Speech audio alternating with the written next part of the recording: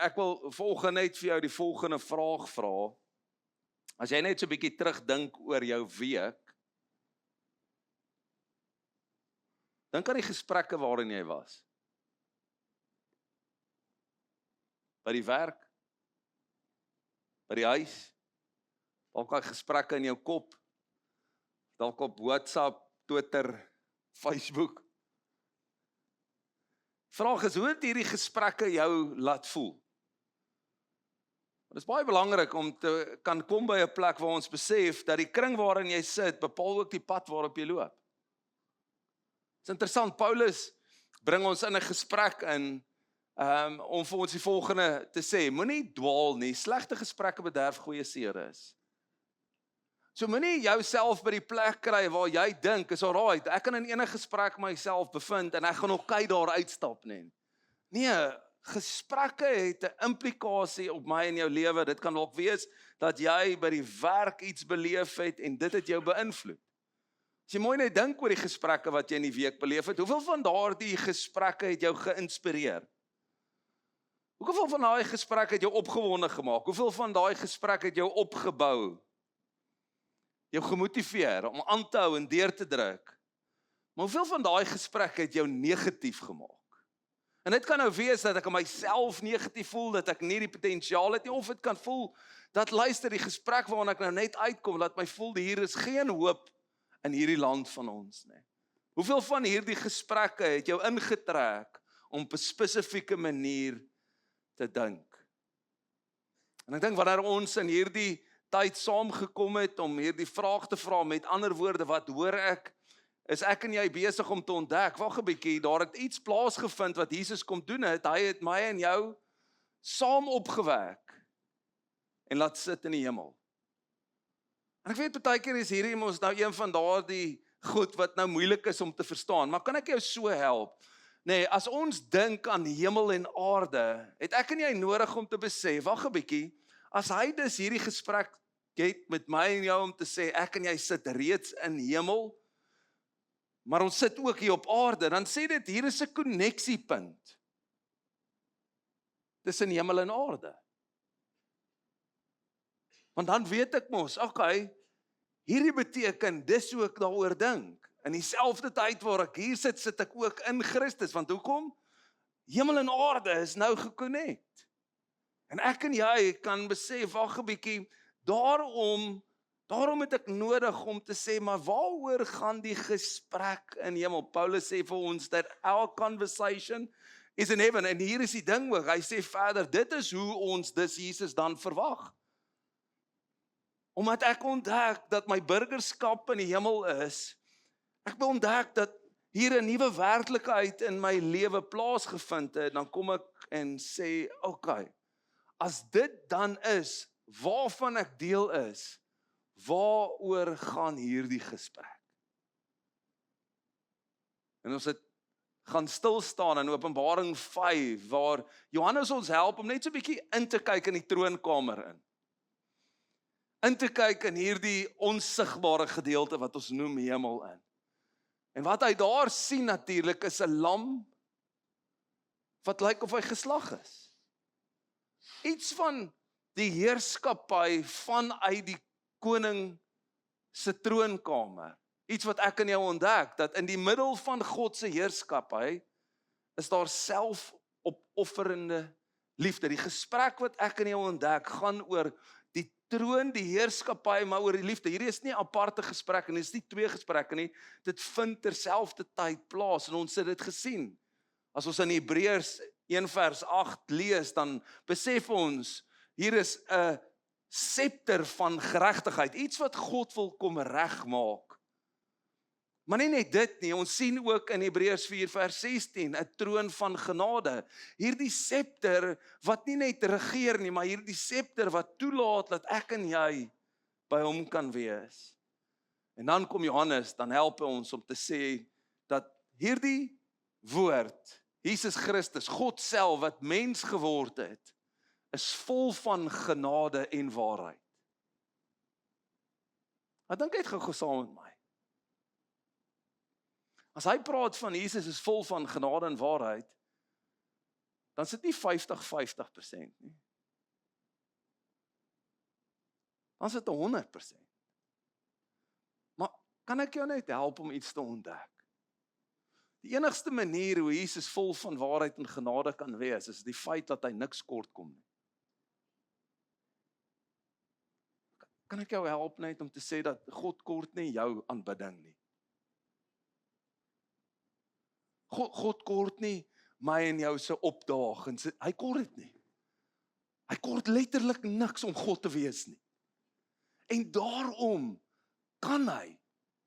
En nou bring hy jou in my in daai gesprek en om te sê, luister gou, iets wat hy vir my en jou kom doen het, is dat hy ons kom volkome herstel het. Sodat wat kan gebeur, sodat ek en jy niks kort kom nie. Ek kan in Jakobus gaan lees, hy het 'n amazing gesprek al wat hy voer. Hy sê, vind dit vreugdevol wanneer jy in allerlei beproewinge kom. Sodat wat kan jy ontdek? Sodat jy kan ontdek, wanneer my geloof getoets word, waaruit bestaan het, sodat ek by 'n plek kan kom waar ek volkome is. Hy sê in effek dat ek niks kort kom nie. Want hier is die ding, as ek en jy niks kort kom nie, kan ons teenwoordig wees. En dit is presies hoe Jesus dit gedoen het. Hy was teenwoordig in elke gesprek en in elke gedeelte waar hy homself bevind het.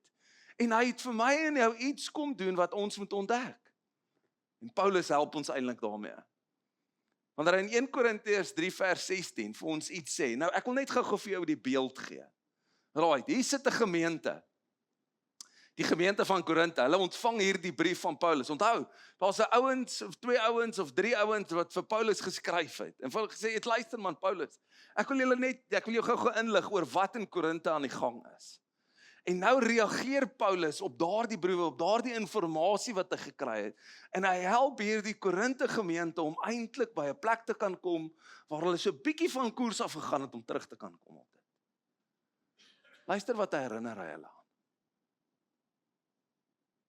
Weet julle nie dat julle 'n tempel van God is en dat die Gees van God in julle woon nie? Ag Paulus, sê net gou weer. Jy kan nou net vir jouself indink, nê? Hierdie is nou in 'n briefgedeelte. So hierdie man wat dit voorlê, die gemeente sal sê, "Wow, laat ons net gou verstaan. Wat bedoel Paulus? Waar kan julle onthou die tempel? Kan julle onthou Moses wat op die berg opgegaan het, afgekom het en hy het hier die hele uiteensetting gehad van die samekoms, die tent van samekoms wat ons opgerig het, ons voorouers het dit opgerig. Kan julle onthou die tempelgedeelte? Wat was die doel van die tempel? Sodat God in ons midde kon woon. Waar het hy gewoon? In die allerheiligste. Hy was teenwoordig. Nou kom hy, nou sê hy, wag 'n bietjie. Hier het iets verander. Wat bedoel jy? Julle is nou die tempel.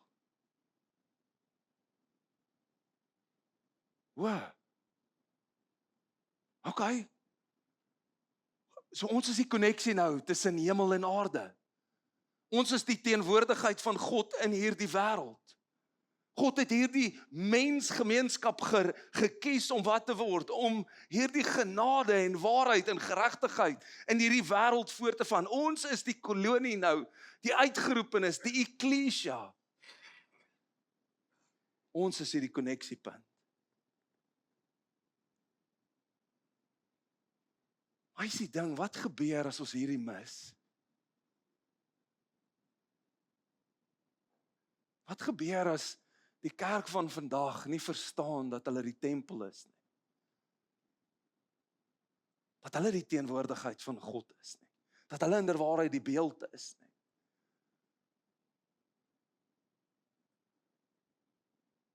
En dis wat plaasgevind het in Korinthe.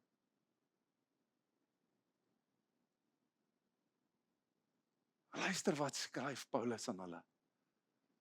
Hy sê in my volgende voorskrif prys ek julle nie aan nie. Dat wanneer julle by mekaar kom, dit meer kwaad as goed doen. Hoor jy so, hierdie is nogal uitdagend, dink net gou. Hulle kom week na week by mekaar. Onthou hulle het aan huise by mekaar, hulle het saam geëet. Hier was hierdie gedeelte. Nou kom Paulus en dan sê hy, luister man, daar's 'n klomp goed wat julle reg doen. 'n Klomp goed wat julle reg uitleef, maar hierin het ek 'n probleem. Die feit wanneer julle by mekaar kom, dink gou-gou, hier is ons by mekaar. Hy sê die feit dat julle by mekaar kom, het meer kwaad as goed. Dit is nogal 'n uitdagende gesprek. En nou help hulle. Hy sê, wanneer julle saamkom, is dit nie werklik om die Here se maaltyd te eet nie. Want elkeen gaan voort om sy eie maaltyd te eet. En die een bly honger en die ander een word dronk. Het julle dan nie huise waar julle kan eet en drink nie? Of minag julle die gemeente van God en verneder julle diegene wat niks het nie? Wat kan ek vir julle sê? Sal ek julle prys? Oor hierdie saak prys ek julle nie.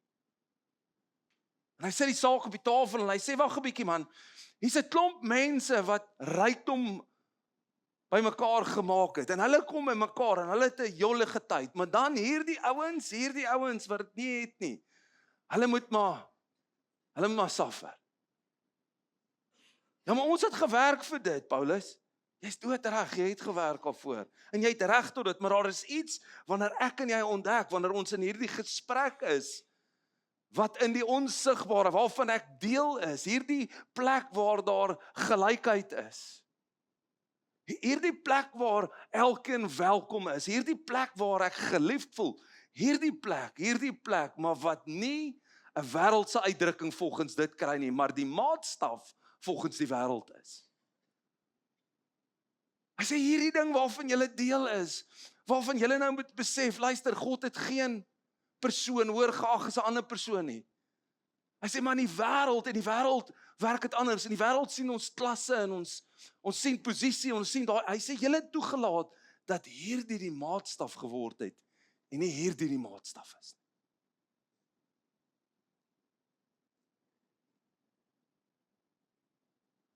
En nou besef ons, wag 'n bietjie, so dis moontlik om kerk te bou, maar nie die tempel te wees nie.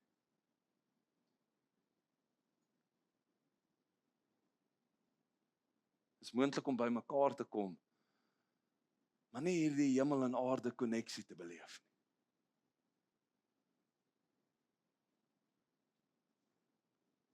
En daar is 'n brief wat Paulus skryf in die Nuwe Testament aan Filemon, wat my en jou eintlik help. En net om vir jou te sê, Filemon het 'n huiskerk gehad. Hy was 'n welafhou, gelowig. Maar hy het 'n slaaf gehad en sy naam was Onesimus. En Onesimus het so 'n bietjie, lyk my, sy hand in die koekiejar gedruk. En hy het weggehardloop, want onthou nou net gou-gou, jy het jou slaaf besit. En die Romeinse wet het jou reg gegee om aan daardie ou iets te doen, wat ek dink partykeer ons aan ander wil doen. So hy hardloop weg. Maar Onesimus hardloop in Paulus vas. Paulus is in die tronk en dan in hierdie oomblik waar Paulus en Onesimus mekaar ontmoet, neem Paulus vir Onesimus op 'n reis. En ons weet nie hoe lyk dit nie, maar iewerste daar het Onesimus regtig die evangelie verstaan. En Paulus skryf aan Filemon en hy sê hy het 'n seun van my geword.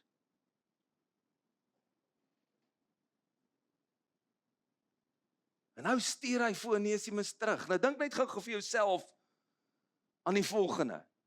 Wat gebeur wanneer iemand wat verander het in Christus terugstap in 'n gebroke verhouding?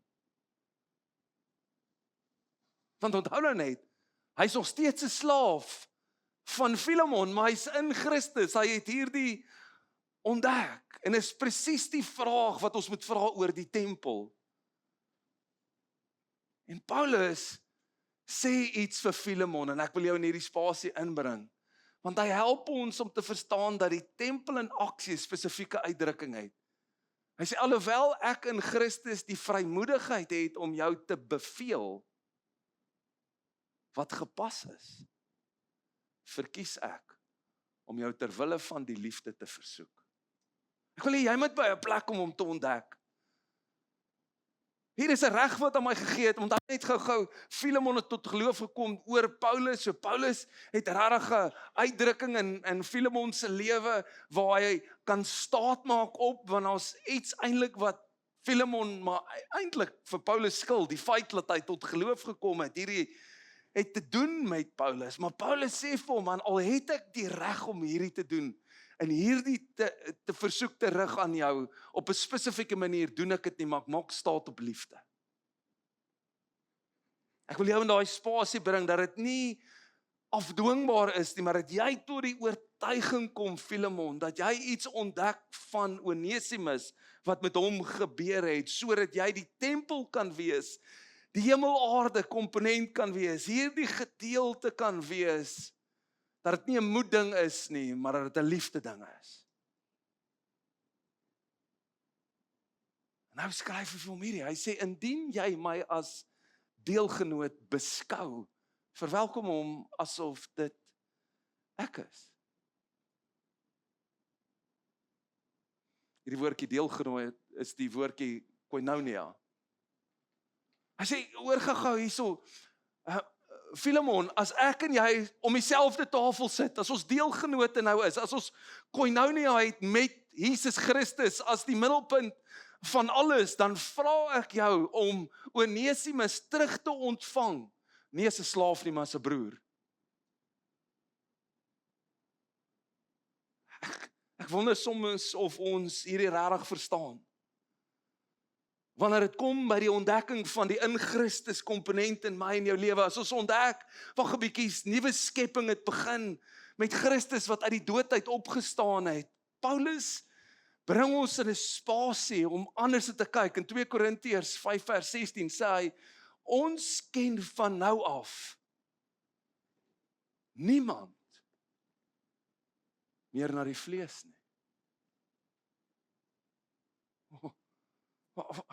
Paulus, jy kan mos nie eerlik wees nou hier nie. Hierdie is mos nie reg nie. Ek bedoel, hallo, Onesimus het van my gesteel.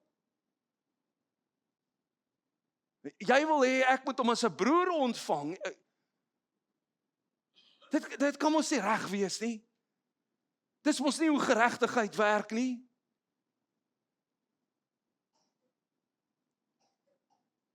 Dis juis God ons in 'n spasie bring om te sê, dat kan ons anders te dink. Kan ons dink oor hierdie storie wat plaasvind in die hemel, waar daar geen status is nie, geen klas is nie, en in feite geen verlede is van jou of my of enigiets dergeliks nie. Maar dat hierdie hemelse gesprekke aardse herskryf word. Iets wat ons kan ontdek om 'n radikale oomblik in ons lewe te verstaan. En dit is eintlik waantoe Paulus gaan met Filemon. Hy sê, as hy jou enige skade berokken het, of jou iets skuld, sit dit op my rekening. Dan kan ek jou gou net in hierdie spasie inbring om saam met my te ding. Kan jy saam met my hier kom staan? En ek gaan jou sommer vra, as jy nie omgee nie. So baie van ons leef nog vir wat ons verloor het. Staan die kant, jy kan nie daar staan nie. Baie van ons leef nog vir wat ons verloor het. Filemon, Onesimus het iets van hom gevat. Hy wil hê goed moet reg geskied nou. Hy wil hê daar moet 'n hofsitting wees. Hierdie goed moet uitgesorteer word. Dan kom Paulus.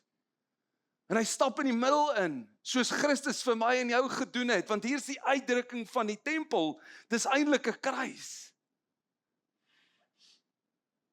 En Paulus vat, nie worry nie, my hande is gewas. Filemon se, nie moeilik wees nie. Filemon se hand, en hy sê vir Filemon, Enige iets wat Onesimus jou skuld is op my. Hy word die brug vir verhouding om te herstel. Hy staan in die spasie. Want dit is wat God kom doen het. Hy het ons kom vereenselwig met mekaar. Ons is in koinonia gesprek. Ons is deel van mekaar. Ons is deel van hom. En 'n klomp goed verwyder ons nog in mekaar. Dankie julle. Hier is die ding. Hoor gou, soveel mense leef nog vir wat hulle verloor het. Hoor, ek kom tot geloof, nee, en die Here werk met my hart. En ons 'n klomp goed wat hy van my lewe afskil. So ek rook nie meer nie, ek drink nie meer nie, ek praat nie meer lelik nie. Maar daar's nog ander ouens wat nie so is nie. En nou leef ek vir dit wat ek verloor het. Want hoe kan ander gelowiges nog so praat en so te kere gaan as die Here met my so gedoen het en my op hierdie plek en ons leef vir dit en dan wat word dit?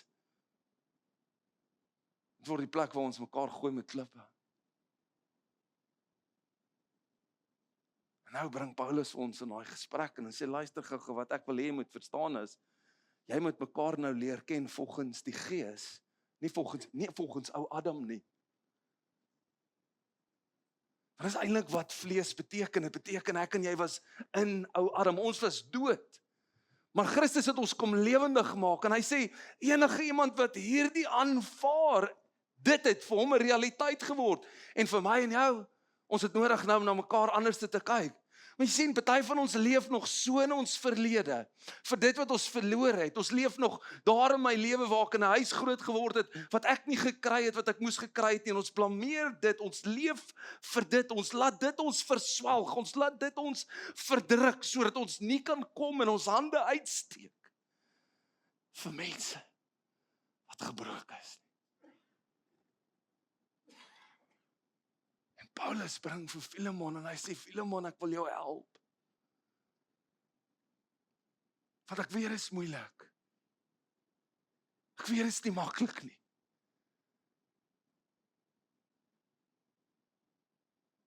Ons uitdagende gesprek in ons samelewing oor hierdie goed. Maar die kerk is geroep om die tempel te wees van God. Die kerk is geroep om die kruis as uitdrukking te hê vir mense. Maar iewers te langs die pad het ons gekom by die plek en ons het onderskei. Dis wat Paulus na toe gaan wanneer hy praat oor die nagmaal. Hy sê julle kom by mekaar, maar julle besef nie dat julle nie goed doen nie, dat julle wat julle doen eintlik goed breek, wat God by mekaar gebring het.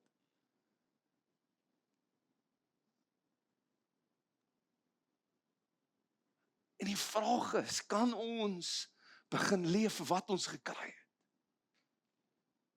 En hier is die ding, wat het jy gekry? Kom ek help jou. Ons het die koninkryk gekry. Maar kan ek vir jou sê, ons het ook mense gekry. Dis nie alleen ding hier in jou. Ons het die koninkryk gekry, maar hier is dit. Ons het ook mense gekry en kan ons daarvoor begin leef? Kan ons begin leef vir wat God vir ons gegee het? Jy sien dat ek en jy nie net praat oor versoening nie, want ons praat baie keer oor versoening, maar dat ons versoening dra in ons lewe. Dat ons mense kan help waar daar skuld is, dat ons die brug word. Wanneer daar konflik is, dat ons die koste dra. Wanneer daar klassisme is, dat ons sê ons ontvang jou soos jy is. Jy sien, die tempel is nie waar regtig geëis word nie. Maar dit is die plek waar die kruis uitgeleef word. En Jesus maak dinge reg deur teenwoordig te wees. En die tempel maak dinge reg deur teenwoordigheid wat kos. Dit kos ons om te leef vir wat God ons gegee het. Nie deur mag nie, nie deur te onttrek nie deur te protesteer oor alles nie, maar eerder by 'n plek te kan kom om te sê dat liefde is die voertuig en nie dwang nie. Identiteit eerder as die uiterlike. Koste eerder as gemak. Dat ons hierdie groot skuif in ons lewe kan maak om te besef, wag 'n bietjie, jy is in Christus. Jy is reggemaak. Jy sit saam in die hemel. Net so ander ook.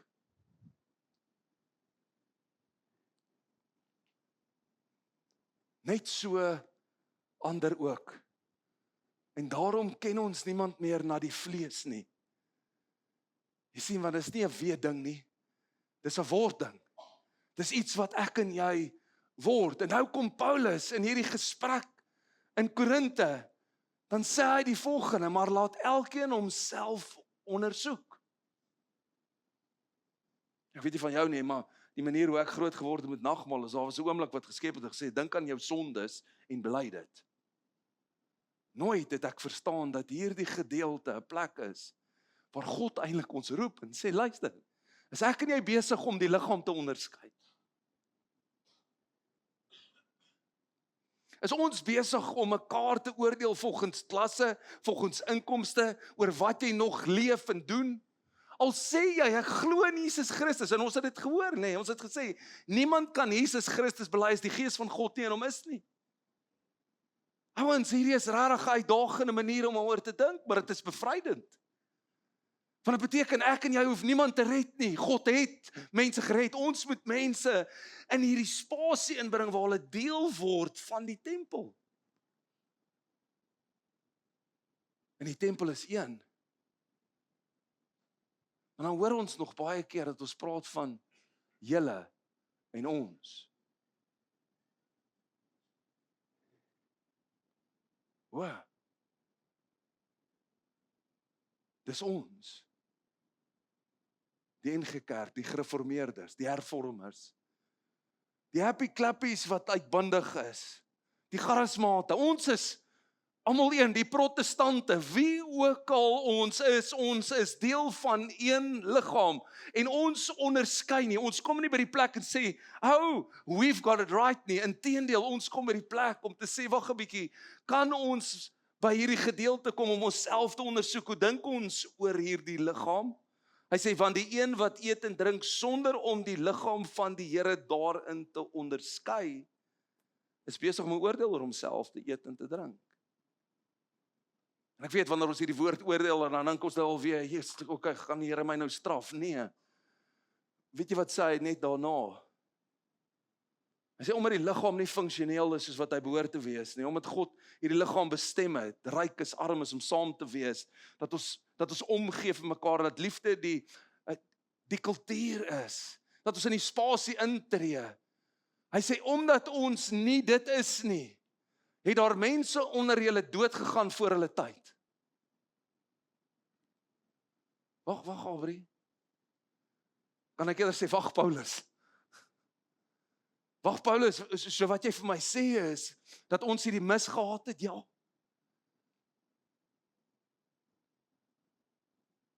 En dat Paulus ons help om te sê, kan ons hierdie ding bedink, kan ons vir mekaar herinner, ons is een, ons is een liggaam, ons het een doel voor oë. Ons is die tempel om hemel aarde 'n realiteit te maak vir mense, om vir mense te kan wys, wag 'n bietjie, daar is iets beters in hierdie wêreld wat ons kan uitleef. Dit gaan nie oor besittings en wat ons bymekaar maak en hoe great ons is volgens ons posisie. Nee, hierdie gaan oor die eklesia, die uitgeroepenes, die kolonie, hierdie liggaam van Jesus Christus.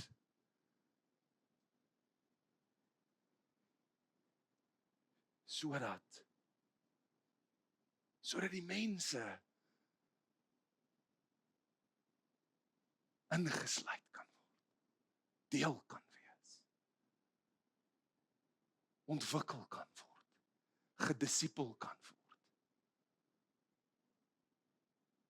Want ek dank die Here vir mense. Vir mense wat die liefde van hom ontdek het, dat hulle my lief kon hê.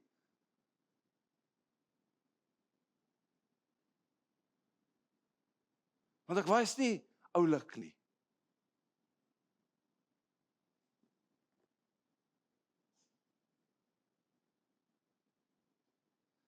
Maar hulle kon dit sien. Wie Jesus is in my. En hulle kon my toevou in liefde en sê dis oké.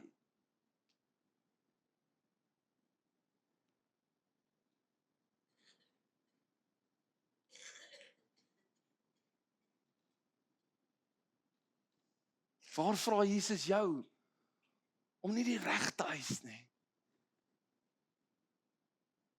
maar met liefde te leef? Waar vra hy jou om iemand soos my te ontvang? Soos Onesimus wat 'n slaaf is, dat jy hom ontvang as 'n broer. Waar vra die Here dit aan my en jou? Waar vra hy jou om die brug te wees? Om in te stap is in daardie verhoudings en te sê, wag man, julle mis iets. Jesus het ons ingesluit, hy het ons om dieselfde gesprek, om dieselfde tafel. Hy het vir my gesterf, net soos wat hy vir jou gesterf. Kom ek wees die brug. Waar vra hy jou om iets te dra sodat versoening kan gebeur? Want dis die tafel. Dis hierdie nagmaaltafel wat hy vir my en jou gegee het om mekaar te kan herinner wat Christus kom doen het.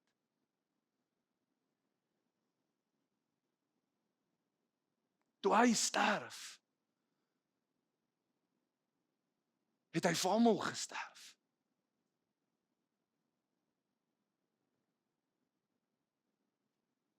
En nou sê hy, en daarom hierdie is my liggaam, daar is genoeg vir almal.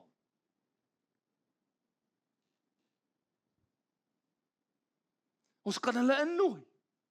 Al is hulle nog nie alright nie, volgens my en jou nie. Hy sê hulle is. En as hy sê die kriteria is, hier is die kriteria. Die kriteria is jy moet hom aanvaar as koning oor jou lewe. As hy sê dit, dan word dit my en jou kriteria. Dis hoe ons stap in hierdie wêreld. Want ons is die teenwoordigheid van God self. Hy is dan in my en jou. En hier is dit wat ons ontdek, want in hierdie sê hy, hierdie is my bloed, hierdie is die nuwe verbond. Hierdie is die vestiging van die belofte, die uitdruksel daarvan, die oomblik waar hy gesê het, ek sit myself op die spel. Luister, hierdie is die belofte dat hy alles nuut gaan maak. En dit by ons begin. Dat alles gaan reg wees. Hy gaan op die einde van die dag koning wees oor alles soos wat ons daaroor moet dink. Dat die laaste vyand vernietig gaan wees, die dood. Maar hier is die ding, Jesus regeer nou. En hy maak reeds alle dinge nuut. Hoe? Deur teenwoordig te wees. En hoe is hy deur teenwoordig? Deur sy tempel. En wie is sy tempel? Ons. Ons is daardie tempel en Filemon wys vir ons hoe lyk dit, nie deur geweld nie, nie deur beheer nie, maar deur liefde wat kos. Ek vat dit op my Filemon, sodat jy hom kan terugontvang. As daar enigiets nog in die pad staan van jou wat hom het terugontvang as 'n broer, ek sal dit op myself vat. Ek stap in hierdie spasie in. So kan ek jou saam nooi op hierdie jaar se journey.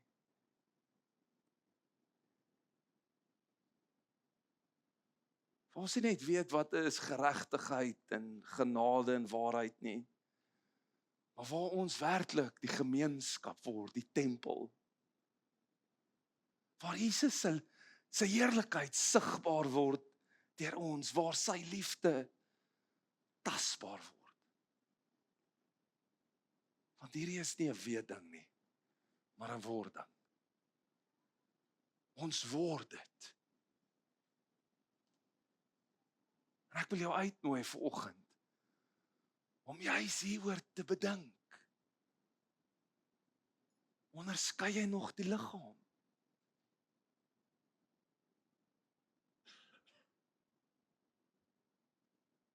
Laat God toe. Om die grenslyne wat jy getrek het te kom uitvee. Sodat jy kan ontdek wat jy gekry het. Nie net 'n koninkryk nie, maar mense. Mooi mense nog.